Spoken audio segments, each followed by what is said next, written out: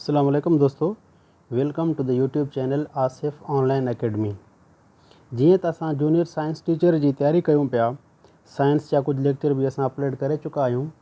हाणे असां वटि जेको सब्जेक्ट आहे उहो आहे इस्लामियात, ऐं इस्लामियात में इस्लामिक स्टडीज़ में पहिरियों नंबर टॉपिक आहे असां वटि होली प्रॉफिट्स इन इस्लाम। इन जे बारे में असां अॼु डिस्कस कंदासीं। पहिरियों नंबर सुवाल आहे त हज़रत आदम अलैहिस्सलाम was created on dash dash day. हज़रत आदम अलैहिस्सलाम खे कहिड़े ॾींहं ते पैदा कयो वियो? फ्राइडे वारे ॾींहं ते, जुमे जे ॾींहं ते। हज़रत आदम अलैहिस्सलाम हैड डैश डैश डॉटर्स। हज़रत आदम अलैहिस्सलाम खे घणियूं धीअरूं हुयूं? 2 धीअरूं हुयूं, 2 डॉटर्स। प्रॉफिट हज़रत आदम अलैहिस्सलाम हैड डैश डैश सन्स। हज़रत आदम अलैहिस्सलाम खे घणा पुट हुया? 3 पुट हुया। प्रॉफिट शीश अलैहिस्सलाम वॉज एज सन ऑफ हज़रत आदम अलैहिस्सलाम। हज़रत शीश अलैहिस्सलाम जेको आहे हज़रत आदम अलैहिस्सलाम जो कौ नंबर पुट हुयो? यंगेस्ट, यानी सफ़ा नंढो, नंढे में नंढो, आख़िरी number. Qabil killed Habil because he wanted to marry Aqlima. हज़रत आदम अलैहिस्सलाम जा 3 पुट हुया, हज़रत शीश अलैहिस्सलाम, काबील ऐं हाबील। जेके 2 भाउ हुया काबील ऐं हाबील, उहे वॾा हुया। काबील जेको आहे हाबील खे मारे छॾियो। छाजे करे? हिकु फीमेल हुई, हिकु छोकिरी हुई जंहिंजो नालो हुयो अकलीमा। अकलीमा सां शादी करण जे लाइ काबील पंहिंजे भाउ हाबील खे क़तल कयो, मारे छॾियो। The first person to put into hell will be Qabil. दुनिया जो पहिरियों शख़्स जेको जहन्नम में वेंदो उहो केरु आहे? काबील, छो त हुन पंहिंजे भाउ हाबील खे क़तल कयो हिकु औरत जे करे। प्रॉफिट हज़रत आदम अलैहिस्सलाम built dash dash mosque on earth. हज़रत आदम अलैहिस्सलाम काई नंबर मस्जिद ठाही धरती ते? फर्स्ट। पहिरीं जेका मस्जिद हुई उहा ठाही हज़रत आदम अलैहिस्सलाम। हाइट ऑफ प्रॉफिट आदम अलैहिस्सलाम वॉज 90 फीट। हज़रत आदम अलैहिस्सलाम जो जेको क़द हुयो उहो 90 फुट। एज ऑफ प्रॉफिट हज़रत आदम अलैहिस्सलाम वॉज 950 ईयर्स। हज़रत आदम अलैहिस्सलाम जी जेका उमिरि हुई उहा हुई 950 साल, यानी 950 साल। प्रॉफिट हज़रत आदम अलैहिस्सलाम ग्रेव इन श्रीलंका। हज़रत आदम अलैहिस्सलाम जो जेको मक़बरो आहे, क़ब्र मुबारक आहे, उहो आहे श्रीलंका में। प्रॉफिट हज़रत नूह अलैहिस्सलाम प्रीच्ड फॉर 950 ईयर्स। हज़रत नूह अलैहिस्सलाम तबलीग कई 950 सालनि ताईं। नेशन ऑफ प्रॉफिट नूह अलैहिस्सलाम वॉज एक्सटरमाइंड थ्रू द फ्लड। हाणे हज़रत नूह अलैहिस्सलाम जे क़ौम ते हिकु बर्बादी थी आहे, उनजी उहा क़ौम तबाह थी वई। छाजे करे? फ्लड जे करे, ॿोॾि जे करे। हाउ many people were with the profit हज़रत नूह अलैहिस्सलाम इन बोट। हिकु ॿेड़ी हज़रत नूह अलैहिस्सलाम ठाही।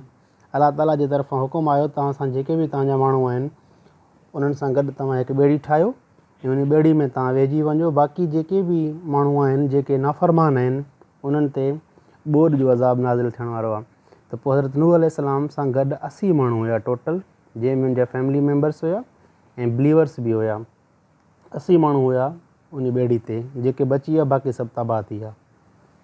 ड्यूरेशन ऑफ तूफ़ान नूह वाज़ 6 मंथ्स। उन तूफ़ान नूह जी जेका ड्यूरेशन हुई, घणो टाइम हलियो? 6 महीना। द एज ऑफ प्रॉफिट हज़रत नूह अलैहिस्सलाम वाज़ 950 ईयर्स।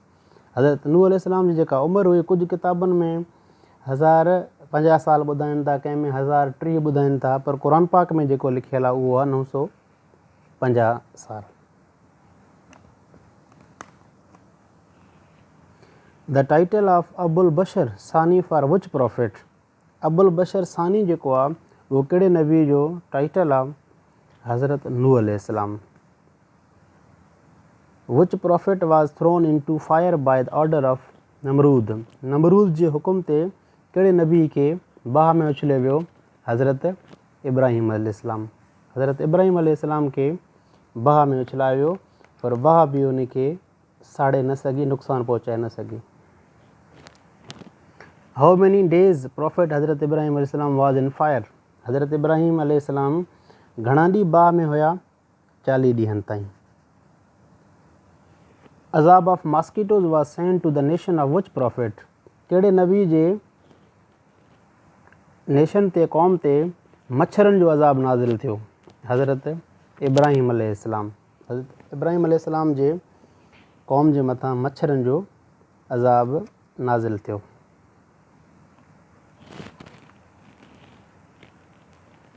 अज़ाब of mosquitoes was sent two the nation of which profit, जो हज़रत इब्राहिम अलैहिस्सलाम आहे। द टाइटल ऑफ प्रॉफिट हज़रत इब्राहिम अलैहिस्सलाम। हाणे हज़रत इब्राहिम अलैहिस्सलाम जो जेको टाइटल छा हुयो, उनखे छा सॾींदा हुया? ख़लीलुल्लाह, अलाह जो दोस्त। ख़लील चइबो आहे दोस्त खे। ग्रेव ऑफ प्रॉफिट हज़रत इब्राहिम अलैहिस्सलाम इज़ इन सायरिया। हज़रत इब्राहिम अलैहिस्सलाम जो जेको क़ब्र मुबारक आहे, मक़बरो आहे, उहो आहे सायरिया में, यानी शाम में। प्रॉफिट हज़रत इब्राहिम अलैहिस्सलाम is mentioned by the name various times in the Quran. हज़रत इब्राहिम अलैहिस्सलाम नाले सां उनजो ज़िक्र थियल आहे क़ुरान में घणा दफ़ा? 69 दफ़ा हज़रत इब्राहिम नाले सां ज़िक्र थियल आहे क़ुरान पाक में। ग्रेव ऑफ हज़रत नूह अलैहिस्सलाम इज़ इन तुर्की। हिन हज़रत नूह अलैहिस्सलाम जो जेको क़ब्र मुबारक आहे, उहा तुर्की में आहे। ग्रेव ऑफ प्रॉफिट हज़रत लूत अलैहिस्सलाम इज़ इन इराक़। हज़रत लूत अलैहिस्सलाम जो जेको क़ब्र मुबारक आहे, उहो आहे इराक़ में। प्रॉफिट हज़रत इब्राहिम अलैहिस्सलाम वाज जजिश ऑफ हज़रत लूत अलैहिस्सलाम। हज़रत इब्राहिम अलैहिस्सलाम हज़रत लूत अलैहिस्सलाम जा अंकल हुया, चाचा हुया। प्रॉफिट हज़रत इब्राहिम अलैहिस्सलाम वाज 86 years old when हज़रत इस्माइल अलैहिस्सलाम बॉर्न। हज़रत इब्राहिम अलैहिस्सलाम 86 सालनि जा हुया जॾहिं हज़रत इस्माइल अलैहिस्सलाम पैदा थिया। द टाइटल ऑफ प्रॉफिट हज़रत इस्माइल अलैहिस्सलाम वाज ज़बीउल्लाह। हज़रत इस्माइल अलैहिस्सलाम जो जेको टाइटल हुयो, छा हुयो? ज़बीउल्लाह करे उनखे सॾींदा हुया। विच प्रॉफिट डिस्कवर्ड हिजर असवद। हाणे कहिड़ो नबी हुयो जंहिं हिजर असवद डिस्कवर कयो? हज़रत इस्माइल अलैहिस्सलाम। प्रॉफिट हज़रत इस्माइल अलैहिस्सलाम हैड डेश नंबर ऑफ सन्स। हज़रत इस्माइल अलैहिस्सलाम के घणा पुट हुया? 15 पुट हुया। दिस प्रॉफिट डिवोर्स्ड हिज वाइफ बीइंग डिस्कॉर्टियस। डिस्कॉर्टियस माना बदअख़लाक़। कहिड़ो नबी हुयो जंहिं पंहिंजे घरवारी खे बदअख़लाक़ी जे करे, रूड बिहेवियर जे करे तलाक ॾिनो? हज़रत अलैहिस्सलाम इस्माइल अलैहिस्सलाम। हज़रत इस्माइल अलैहिस्सलाम रूड बिहेवियर जे करे, बदअख़लाक़ी जे करे पंहिंजे घरवारी जे खे तलाक ॾिनो। हज़रत जिब्राइल अलैहिस्सलाम brought sacred stone two which profit. हज़रत जिब्राइल अलैहिस्सलाम सेक्रेड स्टोन माना मुक़द्दस पत्थर। मुक़द्दस पत्थर हिते हिजर असवद खे चवंदा आहिनि, उनजो ज़िक्र आहे हिते। हज़रत जिब्राइल अलैहिस्सलाम हज़रत इस्माइल खे ॾिनो, उन जे हवाले कयो हिजर असवद, जन्नत जो पत्थर आहे।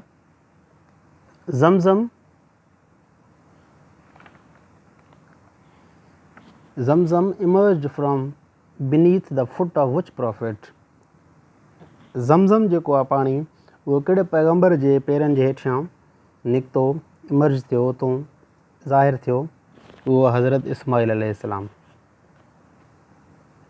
विच प्रॉफिट एक्सपर्ट इन एस्ट्रोनॉमी। कहिड़ो नबी हुयो जेको एस्ट्रोनॉमी में माहिर हुयो? एस्ट्रोनॉमी माना माहिर फ़ल्कियात, जंहिंमें तारनि जी पढ़ाई, चंड जी पढ़ाई, प्लैनेट्स जेके बि आहिनि आसमान ते, उन्हनि जी पढ़ाई खे चइबो आहे एस्ट्रोनॉमी। इन में हज़रत इदरीस अलैहिस्सलाम जेको आहे उहो माहिर हुयो एस्ट्रोनॉमी जो। वेल स्वालोड डेश प्रॉफिट। वेल हिकु वॾी मच्छी आहे, कहिड़े नबी खे निगले वियो? हज़रत यूनुस अलैहिस्सलाम खे। विच प्रॉफिट लॉस्ट हिज आई साइट इन ओल्ड एज। कहिड़ो नबी हुयो जंहिं पंहिंजे ओल्ड एज में अखियुनि जी नज़र उनजी हली वई, अखियुनि खां नाबीन थी आहे? हज़रत इसहाक़ अलैहिस्सलाम। Which profit could mould iron easily with हिज हैंड। उहो कहिड़ो नबी हुयो जेको लोह खे बि पंहिंजे हथनि सां मोड़े छॾींदो हो? हज़रत दाऊद अलैहिस्सलाम। The event of ring is related to which prophet. Ring मुंडी जो जेको इवेंट आहे उहो कहिड़े नबी सां वाबस्तु आहे? हज़रत सुलेमान अलैहिस्सलाम, हज़रत सुलेमान अलैहिस्सलाम वटि हिकु जादुई मुंडरी हुई। प्रोफेट हज़रत मूसा अलैहिस्सलाम वाज ग्रांटेड डिश मरेकल्स, घणा मोजिज़ा अता कया विया हज़रत मूसा खे, 9 मोजिज़ा अता कया विया। Which prophet crossed the red sea, कहिड़े नबी ॻाढ़े समुंड खे पार कयो, हज़रत मूसा अलैहिस्सलाम। एल्डर ब्रदर ऑफ हज़रत मूसा अलैहिस्सलाम वाज, हज़रत मूसा अलैहिस्सलाम जो जेको वॾो भाउ हुयो उहो कहिड़ो हुयो, हारून। प्रोफेट हज़रत मूसा अलैहिस्सलाम हैड ओनली वन ब्रदर, हज़रत मूसा अलैहिस्सलाम खे सिर्फ़ु हिकु भाउ हुयो, उहो हुयुसि हारून। हाणे आहे 45 number, which prophet suffered from skin disease, कहिड़े नबी खे चमड़े जी बीमारी थी वई, हज़रत अयूब अलैहिस्सलाम। विच प्रोफेट वाज फाउंड फॉर हिज पेशेंस, फेमस फॉर हिज पेशेंस, कहिड़ो नबी हुयो जेको पंहिंजे सब्र जे करे मशहूरु हुयो, हज़रत अयूब अलैहिस्सलाम।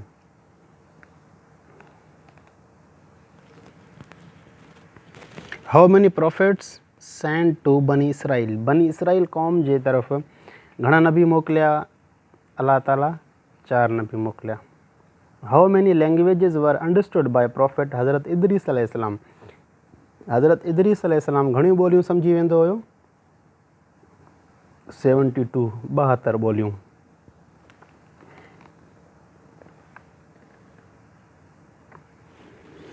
प्रोफेट हज़रत सालेह अलैहिस्सलाम इन्वेंटेड, हज़रत सालेह अलैहिस्सलाम जेको आहे उन साबुण ईजाद कई। प्रोफेट हज़रत ज़करिया अलैहिस्सलाम वाज कारपेंटर, हज़रत ज़करिया अलैहिस्सलाम जेको आहे उहे वाढो हुया, कारपेंटर हुया। प्रोफेट हज़रत सुलेमान एंड प्रोफेट हज़रत दाऊद अलैहिस्सलाम understood the language of birds, हज़रत सुलेमान ऐं हज़रत दाऊद अलैहिस्सलाम पखियुनि जे ॿोली खे बि सम्झी वेंदा हुया। प्रोफेट विथ मेलोडियस वॉइस, हज़रत दाऊद अलैहिस्सलाम, उहो कहिड़ो नबी हुयो जंहिंखे सुरीलो आवाज़ु हुयो, हज़रत दाऊद अलैहिस्सलाम। अशबे काफ़ slept for how many years, अशबे काफ़ जेको आहे घणनि सालनि ताईं सुम्हिया रहिया, 309 सालनि ताईं। द टाइटल ऑफ प्रोफेट हज़रत मूसा अलैहिस्सलाम वाज कलीमुल्लाह, हज़रत मूसा अलैहिस्सलाम जो जेको लक़ब हुयो उहो हुयो कलीमुल्लाह, कलीमुल्लाह करे सॾींदा हुया हज़रत मूसा खे। कलीमुल्लाह माना कलाम कंदड़, छो त हज़रत मूसा अलैहिस्सलाम अल्लाह ताला सां डायरेक्ट ॻाल्हाईंदा हुया ऐं कलाम कंदा हुया, इन जे करे चवंदा हुया कलीमुल्लाह, कलीमुल्लाह माना कलाम कंदड़। प्रोफेट दाऊद अलैहिस्सलाम हैज़ अ टाइटल नजीबुल्लाह, हज़रत दाऊद अलैहिस्सलाम खे जेको टाइटल हुयो उहो हुयो नजीबुल्लाह। प्रोफेट ईसा अलैहिस्सलाम has a title of Ruhullah, हज़रत ईसा अलैहिस्सलाम खे जेको टाइटल हुयो उहो हुयो रूहुल्लाह। Tur Sina was mountain where prophet dash received Allah message, तूर सीना हिकु पहाड़ जो जबल जो नालो आहे जिते कहिड़ो नबी अल्लाह जा पैगाम हासिलु कंदा हुया, वठंदा हुया, हज़रत मूसा अलैहिस्सलाम तूर सीना ते चढ़ी करे अल्लाह ताला सां हम कलाम थींदा हुआ, उन खां पैगाम वठंदा हुया। प्रोफेट यूसुफ अलैहिस्सलाम remained in jail for 5 years, हज़रत यूसुफ अलैहिस्सलाम जेल में 5 सालनि ताईं रहिया। प्रोफेट यूसुफ अलैहिस्सलाम एंड प्रोफेट याकूब अलैहिस्सलाम मेट ईच अदर आफ्टर 40 ईयर्स, हज़रत याकूब अलैहिस्सलाम ऐं हज़रत यूसुफ अलैहिस्सलाम 40 सालनि खां बाद में हिक ॿिए सां मिलिया। प्रोफेट यूसुफ अलैहिस्सलाम वाज अ सन ऑफ हज़रत याकूब अलैहिस्सलाम, हज़रत यूसुफ अलैहिस्सलाम जेको आहे हज़रत याकूब अलैहिस्सलाम जा फ़र्ज़ंद हुया, पुट हुया। प्रोफेट यूसुफ अलैहिस्सलाम was sold as a slave इन, हज़रत यूसुफ अलैहिस्सलाम खे हिकु ग़ुलाम तौरु विकिणियो वियो, कहिड़े मुल्क में, इजिप्ट में, मिस्र में।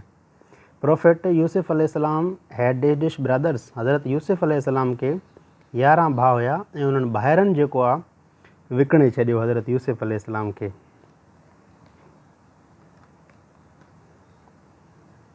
हज़रत यूसुफ अलैहिस्सलाम was thrown into a well by his brothers. What was his age at that time? हज़रत यूसुफ अलैहिस्सलाम के भाइरनि उछले छॾियो हिकिड़े खूह में। उन टाइम हज़रत यूसुफ़ अलैहिस्सलाम जी जेका उमिरि हुई उहा हुई 15 साल। हज़रत यूसुफ़ अलैहिस्सलाम remained in the well for 3 days। हज़रत यूसुफ़ अलैहिस्सलाम जेका उहे उन खूह में रहिया 3 ॾींहंनि ताईं।